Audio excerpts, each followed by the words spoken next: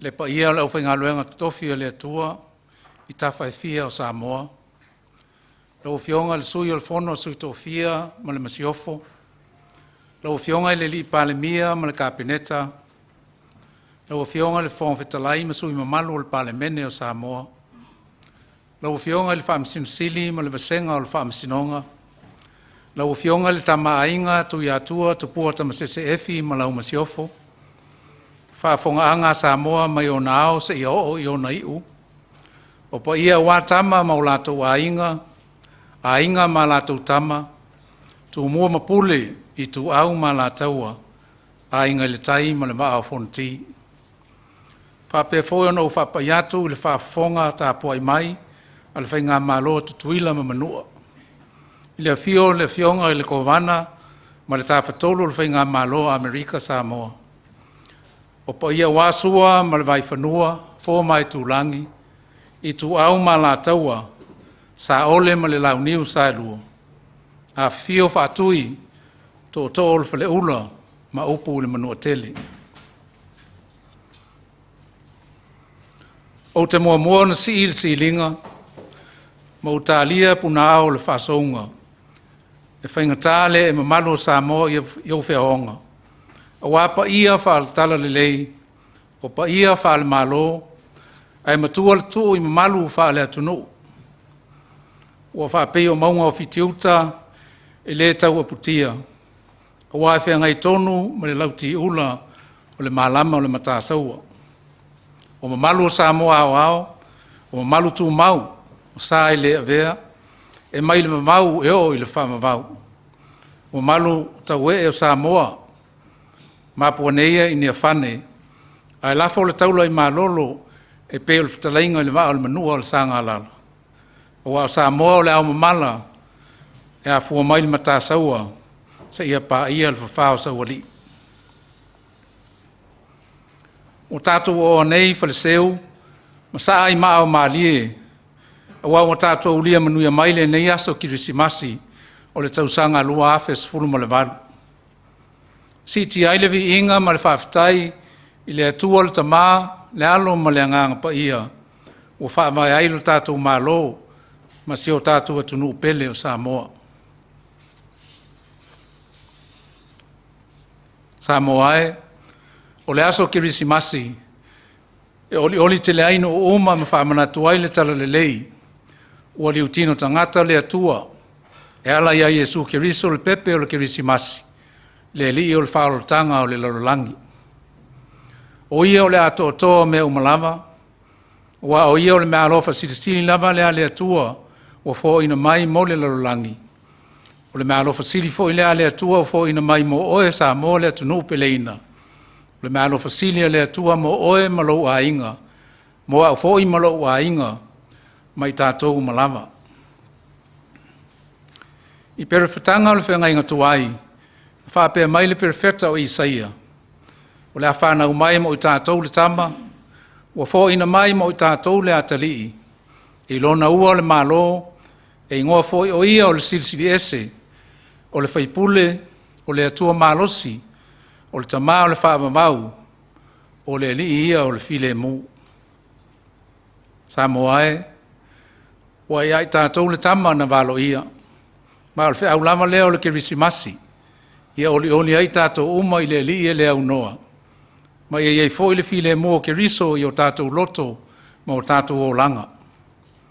O le tāwilinga o le anganga le lei o le nei vai tau o le kirisimasi. E tūlai mai ai le alofa wha ke riso. E tātou te whiala lofa ai ai, tātou te whiofofo ai ai, tātou te whai mea alofa ai.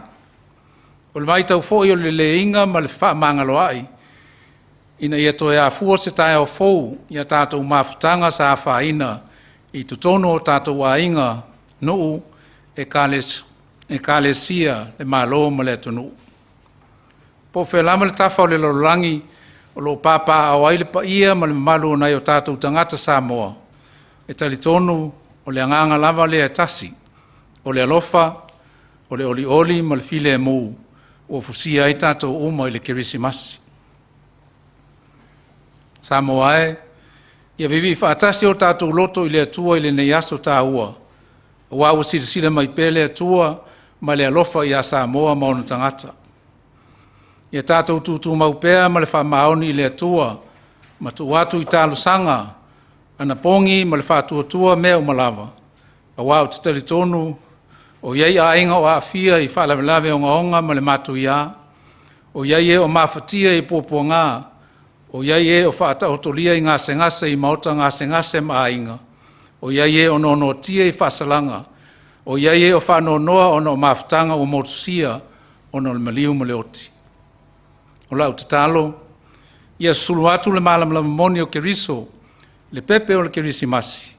A wā o ie malosi ai le o vai, e māma ai a venga mamafa, ma file e muai tātou uma. A wā u whapea lawa na alofa mai o le atua i le lalolangi, wea au mai ailo na atali e tō tasi. Ina i le whano se tasi e whātua tua i a te ia, e maua i e le ola e whawawau. O te mole atu lau whawhataitele lau fionga i le suitofia, lau fionga le mamero pati mualia. Whapea lau fionga i le li parimia, sunga atu i la epa sa i lele mali le ngaoi, o minista o le kabineta. Le fonga whetalai ma le palemene o Samoa, le whamasion sili ma le ofisa o whamasinonga, whaurulunga ma tanga luenga ma whaalapo putonga le malo, o le au whainga lue o ma le malo, ma lau tau sao, ma le au nanga mo le manuia, ma le saunga le mua Samoa. Te whaftai at fo i taitai o e kalesia ma au auna le atua, o lo no manu o wale soifua wha le anganga o Samoa. Te whaftai at fo i le pule mamalu ali ma whai pule o fio anga taitasi. Whapeli tu pātina i masiofo sa au au matama itai. Whale tua matausi, o le malosi o nuu ma fio anga, o wale puipuinga ma le tausinga o a inga manu, ma e kalesia i a fio anga taitasi. O te whaftai fo i lau whai pisinisi, ma lau whai ati nae, i lau tau sao tā ua mo le manuia o Samoa, ma ona tangata.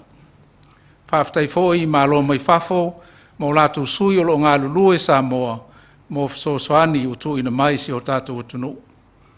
Whaftai atu fo i whala pot putonga uma, o lo whai ngā luenga alofa ma ngā luenga la vea i mo tātou tangata. Wha malo atu fo i a o ngā whanau, ua wha manue ina i le neitau sanga. O lo vevesi le larolangi tele i taua, ma afia i mala whaale natura, ma whaale velave matu ia. E whaftai le alofa o le atua, o lo malu pui pui ai Samoa i le nei mai taimi.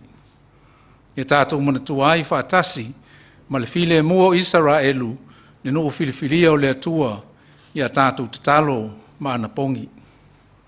Wai mai le fionga le atua, awane i mita le tangata poto i lona poto, awane i mita le tangata malosi i lona malosi, awane i mita fo i le mauoa i ana oloa, a o le mita i na mita o ia i le nei mea, i na ua mafau o ia, ma ua iloa au, o au lama o le li. O le whaia, le alofa, ma le whamasinonga, ma le ame o tonu i le larolangi, a wā o mea ia o te fia i ai, o lo ofetalai mai ai le li. Samoa e, a vea ia le nei kerisimasi e whamanatu mai ai a te i tātou, e le si le lama so tātou poto, so tātou iloa ma so tātou tamau a inga, i lo le whaasinonga ma le taita inga le pepe o le kerisimasi, o Jesu Keriso, ina e manuia ma file e mu le tātou wholaunga, mai le nei aso, mai e lua. Mo le atu o malo whaanga, ma whaamanuianga, o le mātatalo i le atua, i e maua e Samoa uma, mei maua te tele o lava i whanawiti, e le ngata i Samoa nei, a o atunu i whafo, whaamanuianga o lo nā lofa tūnoa.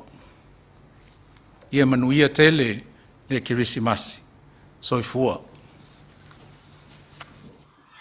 My beloved people of Samoa, let us give thanks and praise to our Heavenly Father, who has brought us safely in our journey this year to this Christmas Day, 2018. This is the season that we have been looking forward to all year long in our hearts and in our minds. It is the culmination that sums up the great love that God has for all people, for all time, and for all eternity.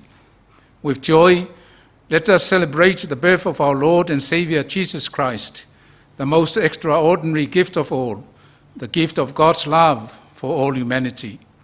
There's hardly an aspect of our lives today that Jesus' life has not touched, as in art, music, culture, law, and love, and respect for the dignity of every person everywhere in the world.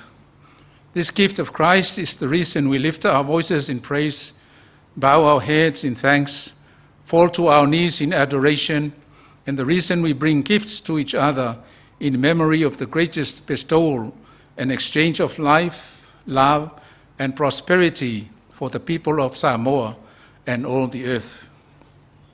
This is the reason also we celebrate with all our hearts as a nation, founded upon the unchanging truth that the love of God has tangibly been sent to us in the person of Jesus Christ, our Savior, Lord, and King. Forever as a people, we will bless his name for the greatness of the gift that has been given to us and the things he has done for us. Very often it is easy to conclude that no one wants to give, no one cares, or no one wants to do anything for us. But Christmas reminds us of the spirit of giving, as God has done for us through his gift of Jesus, who willingly stripped himself of his glory for us and became a servant. He took on our form so he could die for us because of his great love for us. The Holy Scripture says, he became sin for us, he became a curse for us, he became poor for us, he obtained eternal redemption for us, and now he ever lives to make intercession for us. What then can we conclude? If God be for us, what can be against us? And if he gave his only Son for us, there is nothing else he would not do for us. This Christmas, let us accept with all our hearts this gift of Jesus that has been given to us and for us. Let the world know that we are singing his praises in the islands of the sea, in Samoa, because our hearts are for the heart of the great King over all the earth, Jesus. We recognize the true spirit of Christmas is not what we have, it's about who we are. Each one of us is a child of God. Each one of us has been given a gift that makes us want to give in return. That is the true source of joy this time of the year. We are called to serve one another, to love one another, and to pursue peace in our hearts in all that we do. I thank Samoa's leaders in the government, churches, villages, and businesses for your leadership and contribution to the welfare of our communities, society, and country. I thank the Diplomatic Corps for your support and assistance for Samoa. I thank all our people who are serving in various fields and callings to develop our country and make it safe and secure. I thank also our people who reside abroad for your contribution in kind to your families and villages in Samoa. At Christmas, we are reminded more than ever that the family is the foundation of Samoan life. I ask for God's blessings for our families, and I pray that our country will be a place where every home is filled with love, rich with hope and peace, and founded upon God, and blessed with faith. Let us remember the spirit of Christmas not only now, but throughout the new year, by giving in every way to our beautiful families, our villages and communities, and our country. Let our love and our prayers and fasting be a blessing to other nations of the world also, especially Israel, who needs our prayers for peace. For God so loved the world that he gave his only begotten Son, that whosoever believeth in him shall not perish but have eternal life. May we all be blessed in God's gracious love, and let us rejoice in Jesus, the greatest gift of God for us all. Merry Christmas, Samoa, and God bless. Soifua.